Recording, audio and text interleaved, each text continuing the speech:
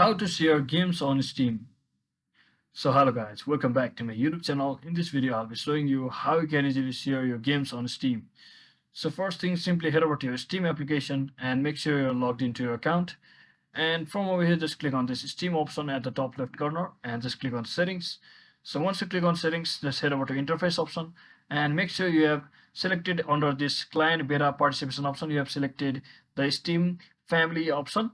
Since I don't have that one, so you cannot choose it if it shows on you. If it's not showing, it might be on default. So once you choose the family option for Steam, you have to restart your device, and once you restart your device, just come over to your screen homepage and just click on this first option at the top right corner. And once you click on your accounts, just click on your account details, and from over here just head over to family management option. And once you're inside your family management option, to join or share your games to a family, you just have to either create a family or join a family. So if you haven't already, you can simply create a family from over here. So to create a family, you can simply tap on this option and enter a name to create a family.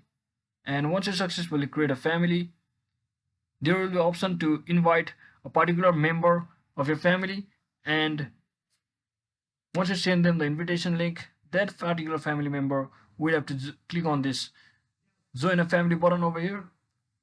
So once they click on join a family button over here, they will just have to click on this accept the invitation option. And once they do that, they will have the option to join it as an adult or child.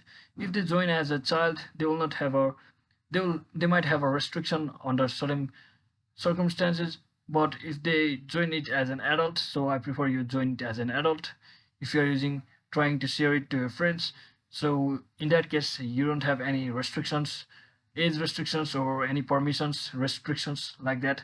So once you do all of that, you will have to head over to your library, and then they will be able to see all of your shareable games just like that, and you can just click on any games and share to them from over there. So hope this video was helpful guys. If it was, don't forget to like and subscribe to the channel. See you on the next one.